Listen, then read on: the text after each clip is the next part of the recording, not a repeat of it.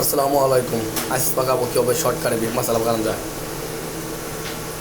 তো প্রথমে দিলাম তেল, হালকা একটু রসুন দিয়ে দেবেন যাতে গার্লিকের গ্রানটা হয়। রসুনটা একটু ভাজা করার পরে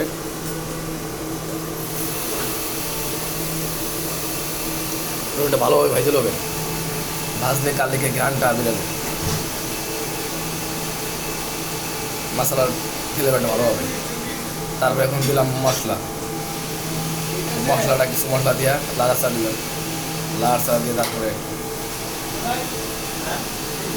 পরির মতো মশলা দেবেন।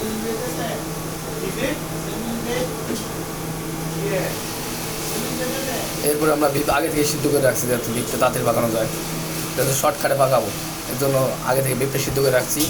এই যে এখন বিফটা দিয়ে দিচ্ছি, পুরের মতো বিফটা দিয়ে দিবেন, যার যেমন বিফ আছে এমন দিবেন।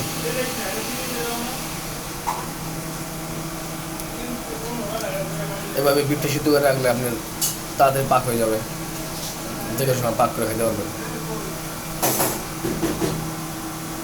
এরপরে হালকা কিছু পানি দিবেন, পানি বেশি দেবেন, অল্প দিবেন, অল্প পানি দিবেন যেহেতু বিফটা আগে থেকে সিদ্ধ করা আছে। এরপরে হালকা লবণ দিবেন।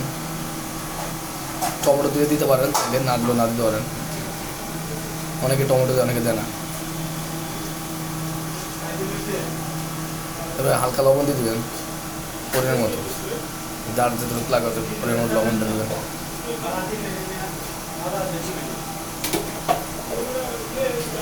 হালকা একটু চিলি সস দিবেন, তাহলে টেস্টটা একটু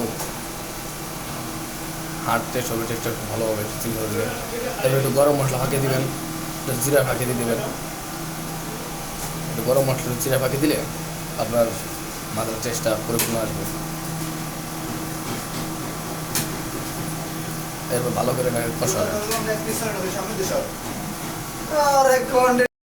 এরপর ভালো করে কষাবেন, কষানোর পরও ঠিক আছে, হয়ে যাবে।